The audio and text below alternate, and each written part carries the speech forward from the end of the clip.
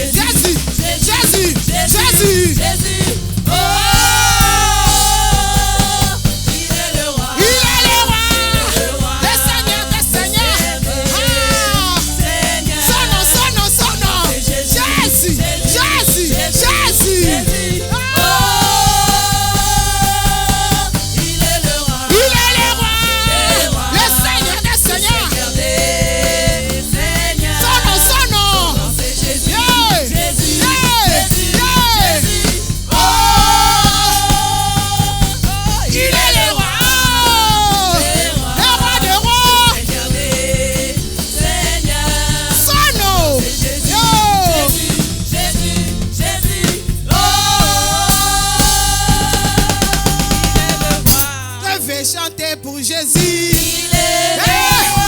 À la vie de tous les jours. Il est le roi. Oh, sa victoire m'appartient.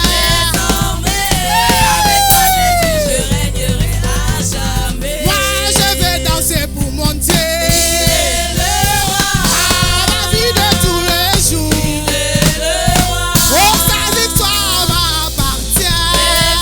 Désormais, avec toi Jésus, je régnerai à jamais. Oh, moi je vais louer mon Dieu.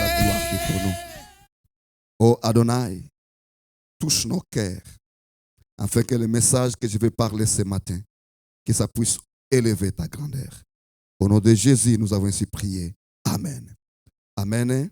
Ça fait plusieurs semaines, nous parlons d'un temps de l'Éternel. Et tout à coup, un temps de l'Éternel. Un temps qui est géré par Dieu. Un temps qui est entre les mains de Dieu. Un temps que Dieu lui-même décide de faire sur la vie de ses enfants ce qu'il veut. Nous avons dit que quand ce temps-là arrive, tu seras respecté. C'est un temps qui amène l'honneur et le respect dans ta vie. Ce temps-là est géré par Dieu et ce temps-là est contrôlé par Dieu. Et dès que Dieu voudra te faire respecter par les gens qui t'ont humilié, il se rassurera que ces gens-là comprennent qu'il y a un maître de vie au ciel. Alléluia. Est-ce qu'on peut acclamer le roi des rois? Oui, acclamons très bien, bien-aimé, le Seigneur des seigneurs. Il est Dieu, il est grand, il est puissant. Lorsqu'il dit c'est assez, il a dit à Moïse, c'est assez. Maintenant, je descends, je vais libérer mon peuple. Bien-aimé, après 400 ans. C'est un peu long. C'est un peu long. C'est un peu fatigant. 400 ans. Un jour, Sarah était en train de cuisiner et puis il attend la conversation. Je ne sais pas comment elle faisait. Au même temps de cuisiner, même pas d'écouter la conversation des autres. Il attend qu'elle va avoir un enfant. Sarah dit, mais j'étais jeune. J'avais toute la possibilité. Je n'ai pas eu l'enfant. C'est maintenant où je suis déjà découragé, désespéré. La nature m'a déjà abandonné. Je ne suis plus dans les positions d'avoir un enfant. La nature que Dieu a créée a déjà fixé sa limite. Et tu dis que j'aurai un enfant. Bien-aimé, l'Éternel dit à Abraham, écoute, ta femme ne croit pas à ce que je dis. Qu'est-ce qui est impossible à moi? Bien-aimé, nous adorons un Dieu qu'il n'y a rien qui est impossible à lui. Rien, absolument rien. Absolument rien. J'avais dit la semaine passée qu'un roi, quand il parle une loi. Quand un roi parle, c'est une loi. D'où la loi qu'il a votée hier, il peut l'abolir en parlant aujourd'hui. Alors, si Dieu a dit que la nature, voici ce que je fixe pour avoir un enfant. Il y a une limite à toute une femme pour avoir un enfant. C'est une loi de Dieu. Mais quand Dieu décide, dès qu'il parle, il ajuste la nature. Et à Sarah, elle a dit, mais attends un peu. C'est quoi cette histoire à mon âge? Il n'y en a pas trop tard à l'Éternel. Il n'y en a pas trop tard à l'Éternel. Est-ce qu'on peut acclamer les rois des rois? Acclamons le Seigneur des Seigneurs. Il n'y en a pas de retard. Alors ne magane pas ta vie parce que tu es en retard. Tu es en retard par rapport à sociaux médias. Tu es en retard par rapport à ta génération. Mais tu n'es pas en retard par rapport à celui qui t'a créé. Il est Dieu. Des fois, nous détruisons notre vie juste parce que nous voulons suivre les mouvements. Nous avons vu que Zachée, il a décidé de ne pas suivre quoi? Les mouvements. À chaque fois, tu veux suivre les mouvements. Tu veux suivre la foule. Aujourd'hui, c'est ça les tendances. Aujourd'hui, tout le monde parle comme ça. Aujourd'hui, tout le monde marche comme ça. Laisse-moi marcher aussi comme tout le monde. Sinon, tout le monde pensera que je suis en retard.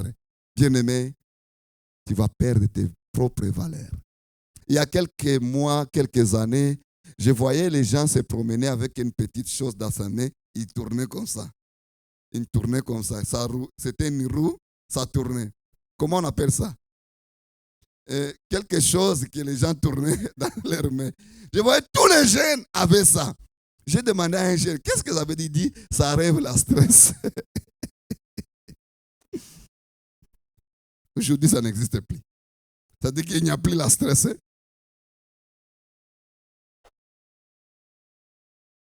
Tu ne marches pas à suivre le mouvement. Tu regardes. Tu t'arrêtes un peu. Tu regardes. Tu dis, Jésus passera par où? Pendant que tout le monde est dans la foule.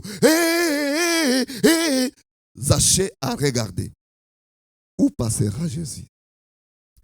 Je vais me mettre là où Jésus va passer. Car je vais voir qui? Jésus. Ne suivez pas la foule dans la vie. Ne suivez pas la tendance. Aujourd'hui, c'est là où ça bouge. Ah oui, ça bouge. Peut-être tu n'as pas la force de naviguer là où ça bouge. Toi, tu n'as pas assez de force de naviguer. Tu entres là-bas, ça bouge et puis ça t'écrase. Chacun doit connaître ses limites. Zachée a dit, je connais mes limites. Je ne peux pas aller comme monsieur, madame, tout le monde parce que sinon, on risque de me piétiner. On risque de me piétiner. D'où, je m'arrête un peu, je regarde, Jésus passera par où? Jésus passera par où? Je réfléchis et je prends une décision responsable pour voir Christ. Il est important, étant qu'enfant de Dieu, de ne pas parler parce que tout le monde parle, de ne pas sauter parce que tout le monde saute. La communauté décide ceci, je dois faire ça. Je vis à un moment donné que tout le monde devrait acheter les sofas chez Léon parce que ça fait les tendances de la communauté. Jérémie, tu n'es pas obligé de t'endetter parce que tout le monde s'endette. Ah oui, ah oui, ah oui. Ah oui, ah oui. Quand il arrive au moment de payer, tout le monde a ses sources. Que Dieu nous fasse grâce. Réfléchissez, même usagers, ça existe. Est-ce qu'on peut acclamer l'Éternel? Oui, acclamons le roi des rois. Acclamons le roi des rois. Dans la vie, nous ne sommes pas appelés à suivre les mouvements. Un jour, Jésus passait et puis il y avait tellement la foule. Tout le monde poussait Jésus. Tout le monde voulait juste faire quelque chose. La foule a toujours été une place où on peut perdre, où on peut gagner. Une femme a dit, si je peux seulement toucher. Elle avait un objectif. Elle avait un objectif. Les bords de sa robe. Si seulement je peux avoir cette opportunité à toucher là où les gens ne touchent pas. Là où les gens ne voient pas. Les gens voyaient toucher la tête de Jésus, toucher la main de Jésus, aller arriver proche de Jésus. Elle a touché quoi? Les bords de son. Là où les gens ne touchent, là où les gens ne réfléchissent même pas. Enfants de Dieu, marchons par la révélation. Non pas par les mouvements, par la révélation. Par le ainsi dit l'Éternel. Car le ainsi dit l'Éternel tombera sous ta tête dans les temps de crise, dans les temps difficiles. Quand tout ne va pas bien, l'Éternel va te corriger, va te conduire, va te orienter. Nous allons ouvrir nos Bibles, nous allons voir une situation très critique, une situation très chaotique. Dans cette situation, l'Éternel a resté Dieu. Le tout à coup de l'Éternel, c'est un moment géré par Dieu pour enlever la honte et l'humiliation. Ça arrive à tous ceux qui croient à l'Éternel. Vous savez, à un moment donné, il ne faut pas blâmer la honte et l'humiliation. C'est cette honte et l'humiliation qui fera le respect à ceux qui te regardent. Est-ce qu'on peut acclamer le roi des rois? Oui, si tu n'as jamais été humilié, il y a les gens qui te respecteront parce qu'ils ont dit de n'importe quoi quand ils ont vu que ton char ne démarrait pas en hiver. Ils ont oublié que l'hiver, ce n'est pas toi qui l'as créé. Que Dieu nous fasse grâce. 2 Rois chapitre 7, verset 1. On va lire des versets 1 à 6. Mais nous allons juste lire verset 1 et puis nous allons continuer avec d'autres versets. 2 Rois chapitre 7, verset 1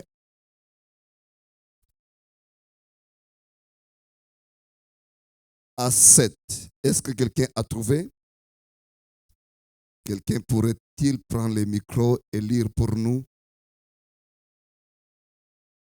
2 Rois 7, verset 1. Élisée dit, écoutez la parole de l'Éternel. Ainsi parle l'Éternel. Demain à cette heure, on aura une mesure de fleurs de farine pour un cycle et 2 mesures d'orge pour un cycle à la porte de Samarie. Tu peux t'arrêter, mon frère. Bien-aimé, il est arrivé un moment très difficile en Israël, à Samarie. Un moment tellement critique.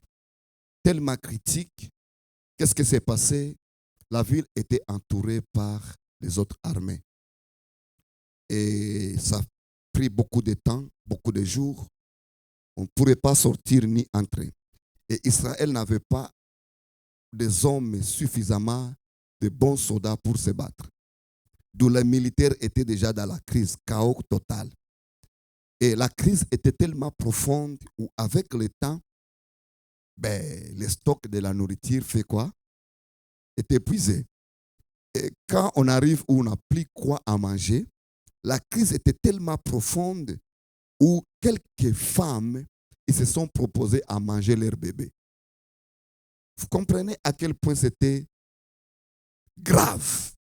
Quelques femmes disent, écoute, on n'a pas à manger, et on ne peut pas sortir aller travailler dehors, il n'y a rien à manger, mais on fait quoi? On mange nos bébés. On mange nos enfants. Ce n'était pas un jet.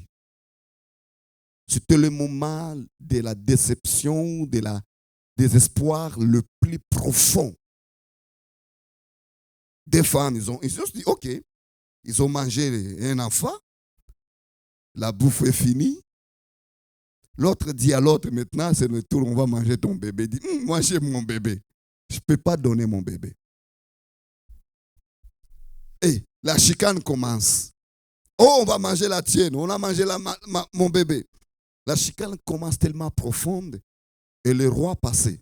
Quand le roi passait, il trouve des femmes qui se battent. Il dit, mais qu'est-ce qu'il y a les femmes? Il dit quoi? On a mangé mon enfant hier.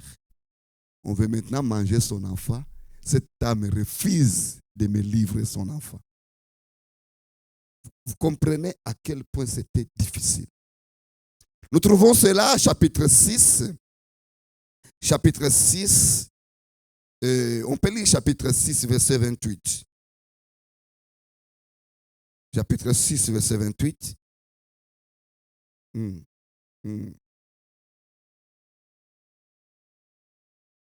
peux allumer ton micro, s'il te plaît. Et le roi lui dit, qu'as-tu? Elle répondit, cette femme-là m'a dit, donne ton fils, nous le mangerons aujourd'hui, et demain, nous mangerons mon fils. Verset 29. Verset 29, nous avons fait cuire mon fils, et nous l'avons mangé. Et le jour suivant, je lui ai dit, donne ton fils, et nous le mangerons. Mais elle a caché son fils. Bien-aimé, c'est tellement difficile pour eux, jusqu'au point où ils prennent les décisions les plus difficiles. Pas importe le temps, celui que nous adorons est vivant. Pas importe le temps, Dieu est vivant. On arrive maintenant, le roi attend cette histoire. Il rassemble son armée, il rassemble tout le monde dans un discours où tout est dans le chaos. Chaos total. Le prophète Élisée se lève. Là, on est maintenant au chapitre 7. Élisée se lève, il dit, écoute la parole de l'Éternel. Écoute la parole de l'Éternel. Ainsi dit l'Éternel. Demain, pas dans quelques temps. Pas dans quelques temps. Il dit quoi? Demain, à 7 heures. Ça veut dire que après cette heure, 24 heures après, pas même 24 heures, ça veut dire que, oui, demain à cette même heure, on aura quoi? On aura quoi? La farine. On aura la bouffe. Bien-aimé, ce qui était choquant, c'est de voir qu'on passe des semaines, on n'a rien à manger. Dehors, il y a les gens qui veulent nous tuer. Dedans, on n'a rien à manger, on commence à se manger. Une personne vient et il nous dit demain. Il ne dit même pas attendez un peu. Il dit demain. Au même heure, nous allons avoir la nourriture. Bien-aimé, c'était une parole tellement choquante à quelqu'un. Il n'a pas supporté à écouter cela. Il a trouvé que ce sont des jokes. Mais on ne peut pas faire de tels jokes devant le roi et ses conseils d'armée. Tout le monde était là. Et Élisée dit c'est ça. Maintenant, écoutons les chocs. Verset 2. Verset 2. Verset 2.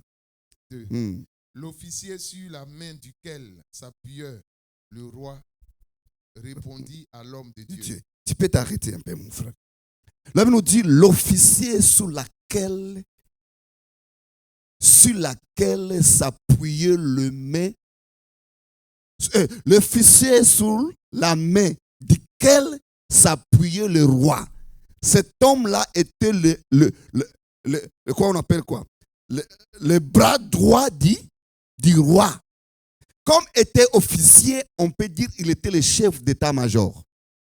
C'était un militaire à qui le roi comptait sur lui. Il connaissait la capacité de son armée et la capacité de l'armée qui est l'extérieur. Il connaissait tous les hommes militaires qui sont morts. Il savait à quel point son armée était par terre. Il a eu l'audace de dire non. Avec mes calculs à moi, avec tout ce que je sais, tu dis de n'importe quoi. Il a dit quoi? Qu'est-ce qu'il a dit? Il a dit, quand l'Éternel ferait des fenêtres au ciel, pareille chose arrivera-t-elle? Tu peux t'arrêter un peu. Il dit, même si Dieu fait des fenêtres au ciel, donc, oui, tu nous parles de Dieu, mais selon ma calcul à moi, par rapport à mon expérience, par rapport à ma qualification scientifique, je te prouve que ce que tu dis, ça ne peut pas arriver. Bien-aimé, cet officier n'avait pas tort. Pourquoi? Parce que scientifiquement, il avait raison. Cet officier n'avait pas tort. Pourquoi? Parce que c'était un militaire qui connaissait le nom de ce militaire. Mais une chose que cet officier ne savait pas, il s'agit de celui qui décide sur tout ce qui existe. Est-ce qu'on peut acclamer l'Éternel? Il s'agit de celui qui décide sur tout ce qui existe. Il n'a pas de limite. Il ne demande pas la permission des personnes. La Bible ne dit pas que le peuple était en train de prier et puis Dieu parle pendant leur prière. Non. Dieu a parlé à son temps à lui. Ils étaient dans une réunion, dans une discussion. Mais l'homme de Dieu dit, écoute ce que Dieu dit. Le tout à coup de l'Éternel, c'est un temps qui surprenne tout le monde. Un temps qui va changer ton temps. Amen. Ceux qui sont fidèles à Dieu, ils gardent silence. Ils se concentrent à rester en vie. Dis à ton voisin, concentre-toi à rester en vie. Ah, je répète. Ceux qui connaissent leur Dieu, ils gardent quoi? Silence. La chose la plus importante, c'est que je reste en vie. Le temps que je reste en vie, l'Éternel parlera. L'Éternel se glorifiera. Je ne peux pas me détruire aujourd'hui parce que ça tarde. Non, ça peut tarder. Ça peut prendre du temps et des années. Et dans la crise totale, l'Éternel reste Dieu. C'était une crise totale, compliquée. Mais Élisée dit quoi? Demain, on aura à manger. Mais cet officier dit, écoute, oui, même si Dieu fait quoi? Des fenêtres au ciel, pareille chose, arrivera-t-il? Est-ce que ça va arriver? Dans la vie chrétienne, Dieu ne t'expliquera pas par quel chemin il va te faire passer pour t'élever. Dieu n'est pas ami de quelqu'un. Il ne sera jamais ton ami. Il y a des choses que lui décide pour sa gloire. N'abandonne pas la voie de l'Éternel parce que le chaos est difficile. N'abandonne pas la voie de Dieu parce que ça semble que tu as échoué. Ce que tu crois ton échec, bien-aimé, cherchez la définition dans le code spirituel. Dans le code terrestre, Jésus à la croix, c'était un échec. Dans le code terrestre, Jésus à la croix, c'était quoi? Un échec. Selon la science, Jésus à la croix, c'était une humiliation. Lui qui était un homme populaire, un homme à qui se promenait, il y avait des milliers d'hommes, des millions de gens autour de lui. Il se trouve cloué nu devant tout le monde. C'était quoi? L'humiliation. Mais selon le code spirituel, c'est à ce moment-là qu'il désarmait Satan. C'est à ce moment-là qu'il désarmait Satan. Quand tu vois un enfant de Dieu traverser un moment difficile, il faut regarder d'abord dans le code spirituel. Il est dans quelle position? Parce que tu ne sais pas qu'à ce moment-là, il est en train d'écraser tous les sorciers de son village. Il met un par terre. Un par terre. Tous ceux qui parlent mal contre lui, il les tire par terre. Il les fait fermer les bouches. À ce temps-là, des fois, il n'a pas un travail. Des fois, son travail n'est pas stable. Des fois, il est magané avec la santé. Et des fois, il peut t'appeler, dit frère, je manque le carburant aujourd'hui. Donne-moi 10 pièces. Oui, ça peut arriver. Ça peut arriver. Pendant ce temps-là, tu regardes, tu dis, ah, lui aussi. Lui qui prie fort comme ça. Pourquoi cela arrive? Bien-aimé, spirituellement, il est en guerre.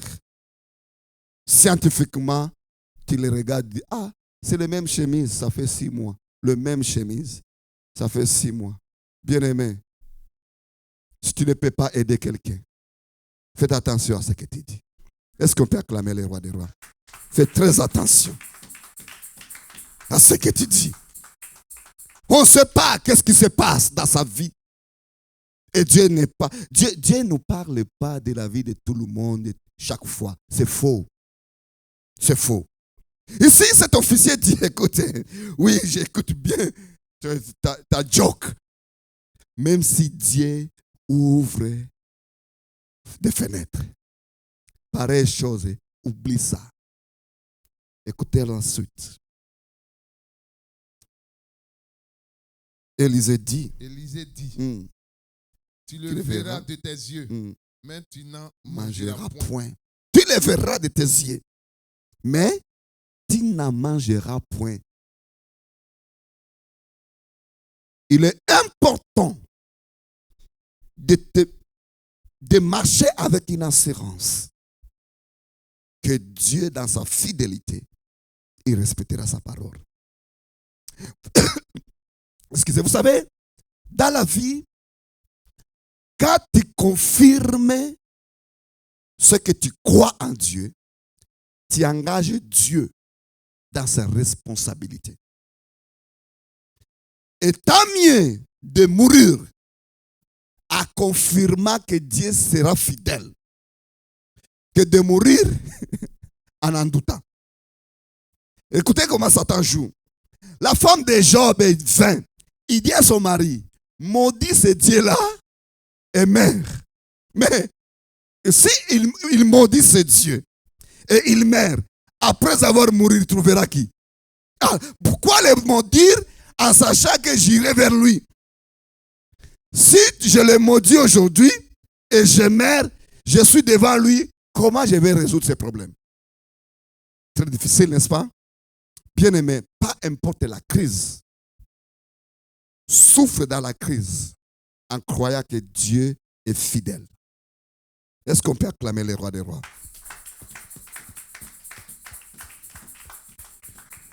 En croyant que Dieu est fidèle. Parce que si tu doutes de la fidélité de Dieu dans les moments critiques, on se demande quel moment tu vas te tenir debout de croire à l'existence de Dieu. La Bible nous dit que Élisée dit, tu le verras, mais toi tu ne toucheras pas. Cet officier, je crois bien, ça restait un problème pour lui. Il l'a dit, ça n'arrivera pas par rapport à ce qu'il connaissait. Et si nous pouvons étudier l'événement, nous allons trouver quelque part, il n'avait pas tort. Parce qu'il n'avait pas l'armée pour libérer la ville. Laisse-moi te dire, celui qui combat pour nous, c'est Jésus. Ce n'est pas par nos armes, ni par nos chars, c'est par son esprit. Comptons sur Dieu, appuyons sur Dieu, cherchons Dieu, ayons la soif de ce Dieu-là. Parce que notre victoire ne dépend pas de notre diplôme. Notre victoire ne dépend pas de notre capacité de parler bien français. Notre victoire n'a rien à voir avec ce que tu as dans ton compte bancaire. Il est totalement 100% dépendamment de la grâce. C'est la grâce de Dieu qui te donnera la victoire. Seulement la grâce va défendre tes enfants. Seulement la grâce va intervenir dans l'éducation de tes siens. Seulement la grâce de Dieu va stabiliser ton couple. Amen. Seulement la grâce. Amen. Pas tes calculs. Pas tes compétences. Amen. Cet homme était compétent. Mais il a regardé tous ses calculs. Il dit non. Viendra d'où l'armée? Ce cette nuit pour qu'on puisse aller libérer les peuples. C'est difficile. Après avoir parlé, tout le monde est resté. Tout le monde était occupé. Tout le monde a resté dans sa maison. Personne est sorti dehors pour aller faire la guerre. Personne. Maintenant, Dieu, il joue dans le terrain où toi tu n'es pas là. C'est ça la beauté de l'Éternel. Dieu, il joue pour toi dans le terrain que tu n'es pas là. Vous voyez ici, ils étaient dans le palais devant le roi. Maintenant, ils étaient au parlement. Ça, c'est un exemple. Ils sont en train de débattre ces dossiers. Mais dehors de la ville, là, il n'y a pas de soldats, pas de témoins. Dieu est en train de travailler avec les gens qui ne sont même pas capables de se mettre debout. Amen. Hein? Lisons cela. Lisons cela. Lisons cela. Nous allons commencer au verset 8.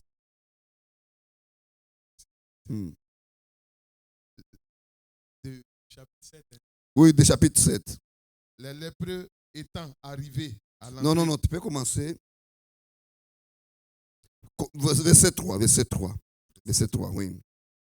Il y avait à l'entrée de la porte 4 lépreux. À l'entrée de la porte, ils n'étaient pas dans la ville.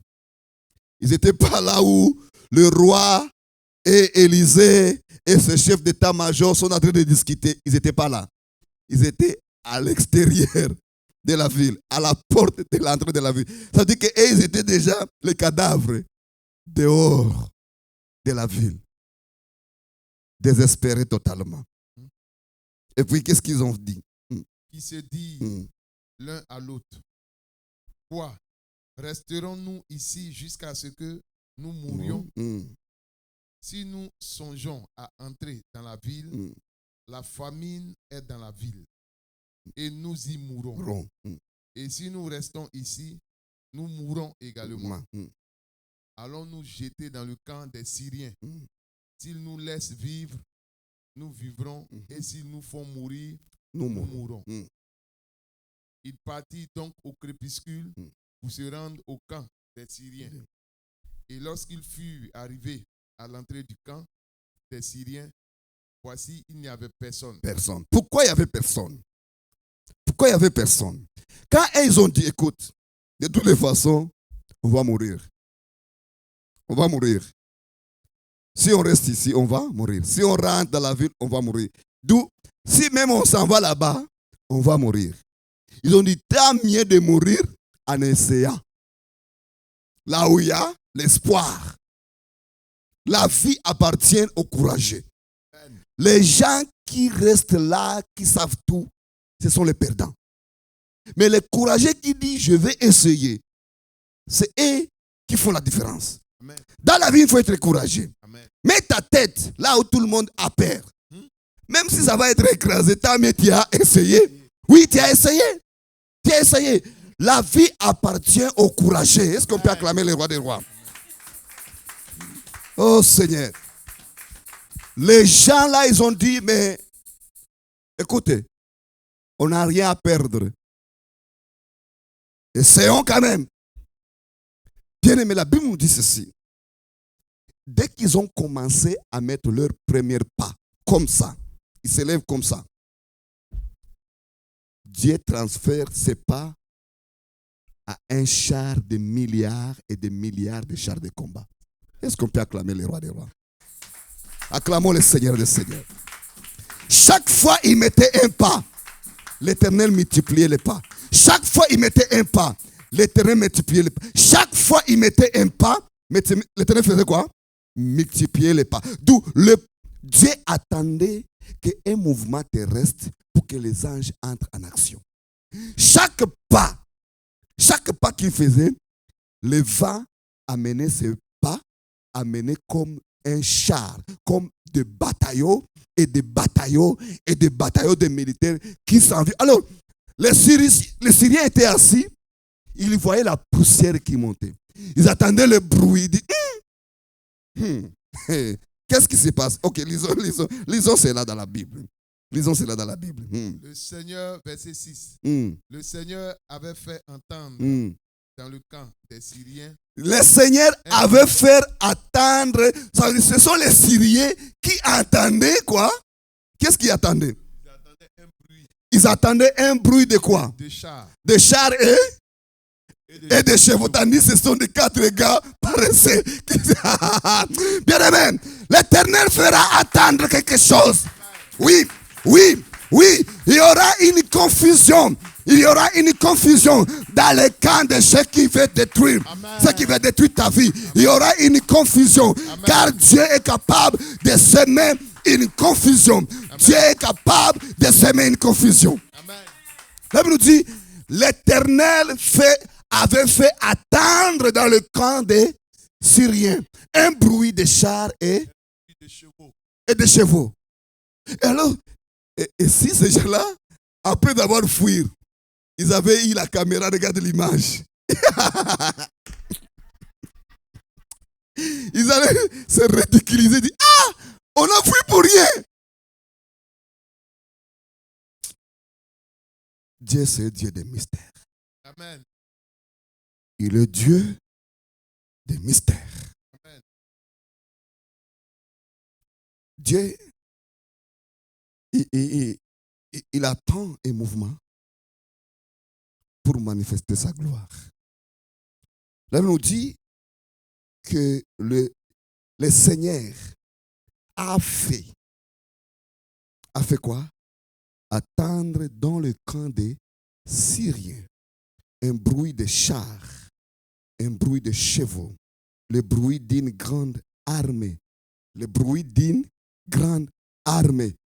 Confusion totale. La peur a tombé sur eux. La panique.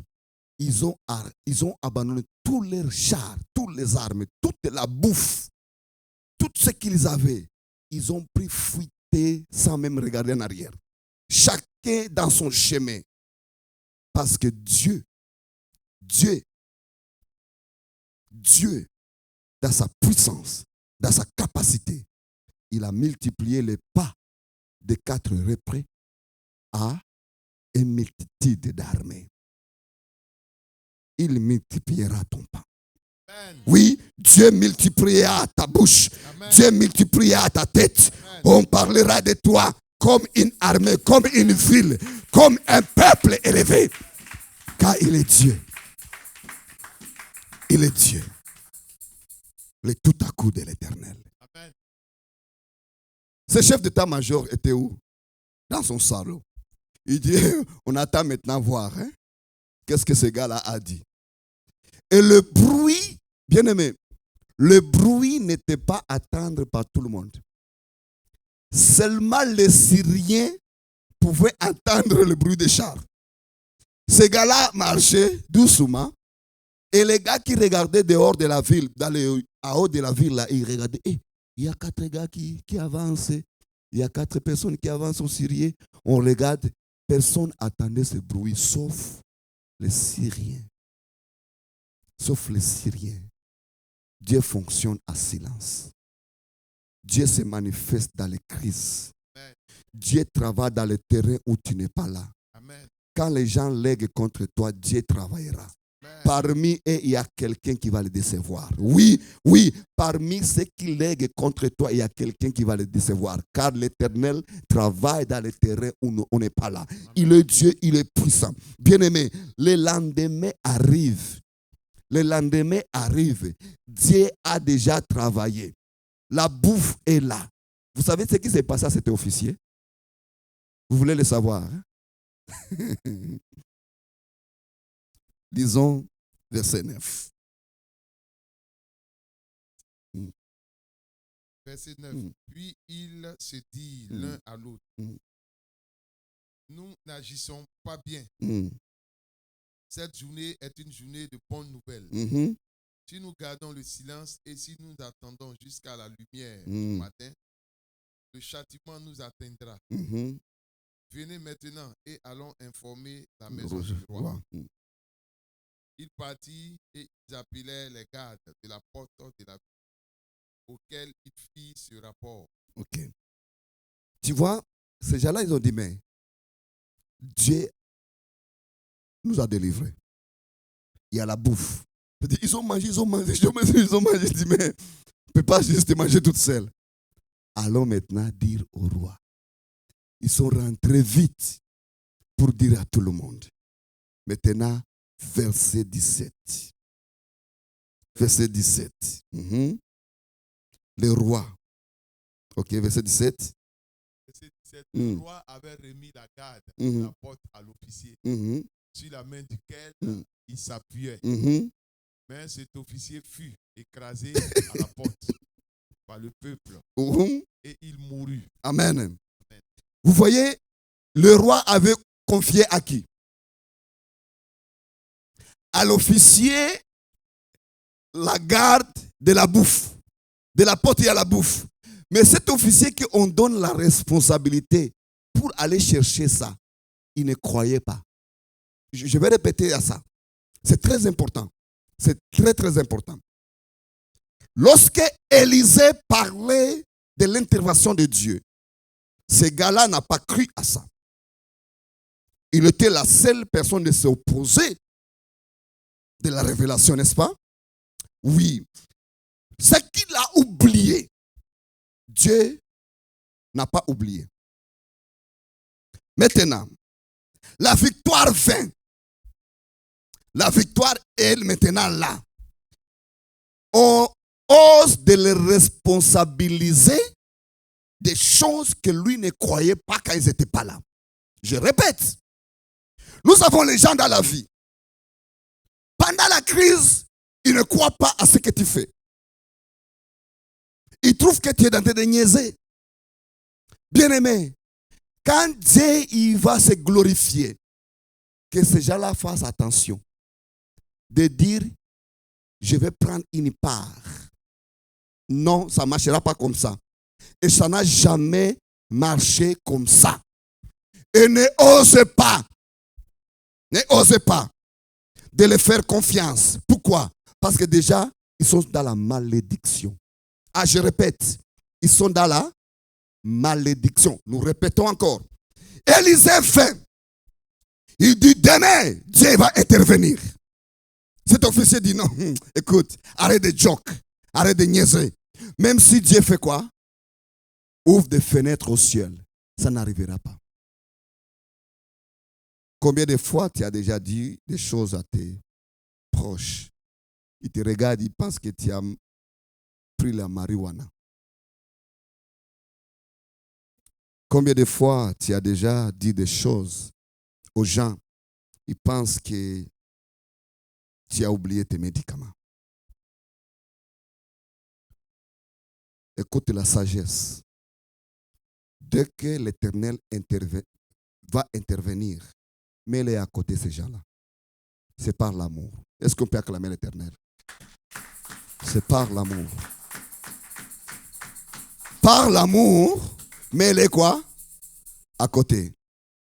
Et laisse-les voir ce que Dieu a fait. C'est pour cela que la prophétie nous dit, pour ceux qui sont encore là, ils verront la gloire de cette maison. La dernière est plus glorieuse que celle du passé. Pour les gens qui ont vu l'état de cette maison. Cela veut dire, dans les temps difficiles, ceux qui ne te croient pas, ceux qui ne croient pas à ton Dieu dans les temps difficiles, quand Dieu va se glorifier, mets-les à distance pour les protéger. S'ils ne comprennent pas cela, ils sont déjà sous la malédiction. Voici le résultat. On a pris la même personne qui n'a pas cru. Qui n'a pas cru. Parce qu'il avait l'expérience de gérer des choses. Attends. Avec ton expérience, la ville était en crise. Ah oui, avec son expérience, les gens mangeaient leurs enfants. Dieu intervenir, on n'a pas besoin de ton expérience. Alors, le roi l'avait fait confiance, il avait confié l'armée, mais la ville est dans les problèmes. Maintenant, Dieu intervient. Le roi prend la même personne, il est confié quoi? La bouffe. Qu'est-ce qui s'est passé? Les gens l'ont tué. Est-ce qu'on peut acclamer le roi des rois?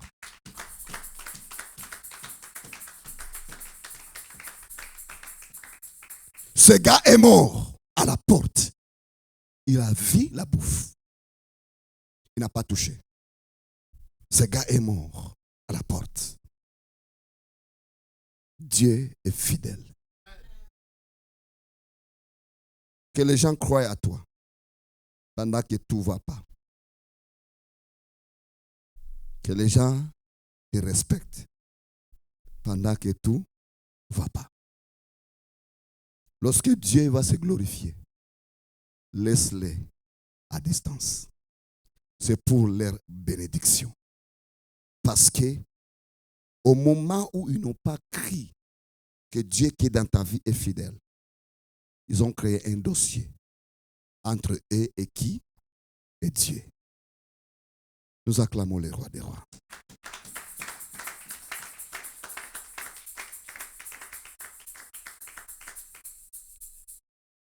Selon la science, c'était difficile. Mais Dieu avait un plan.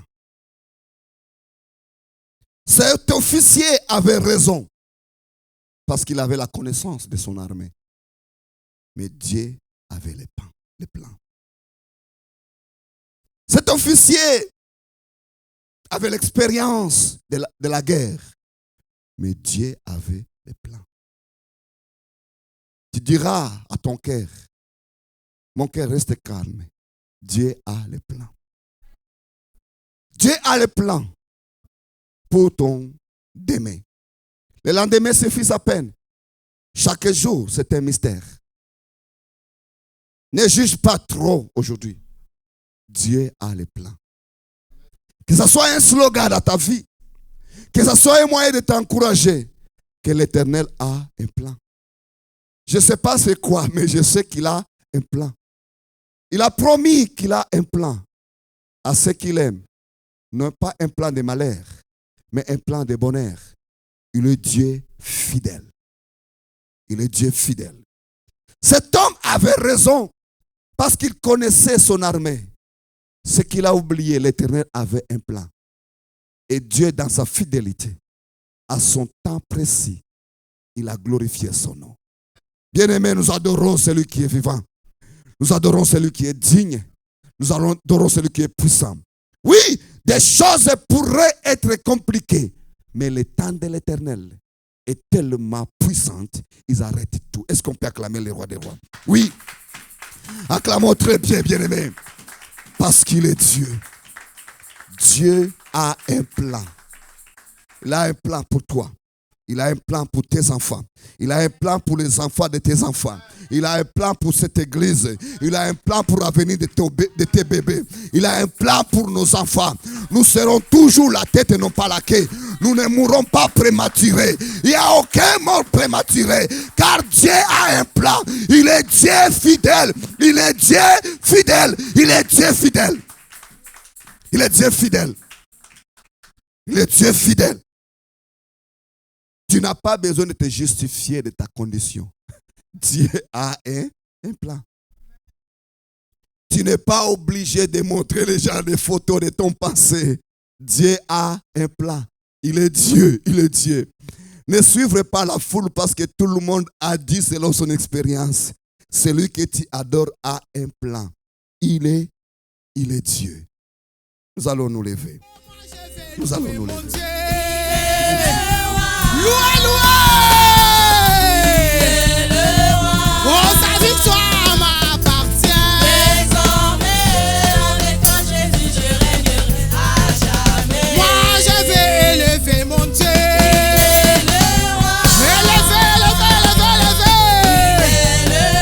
Oh, sa victoire m'appartient. Désormais, avec toi, Jésus, je régnerai à jamais. Oh, moi, je vais danser pour Dieu.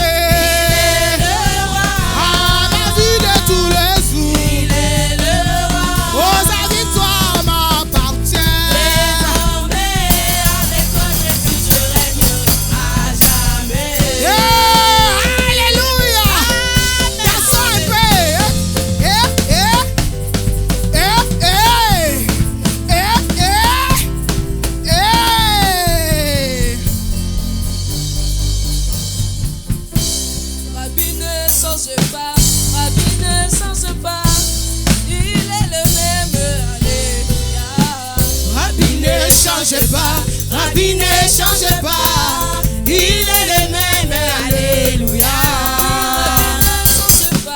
Rabbi ne change pas, il est le même, alléluia. Rabbi ne change pas, Rabbi ne change pas, il est le même, alléluia. Mon Dieu ne change pas, mon Dieu ne change pas, il est le même, alléluia. Rabbi ne change pas,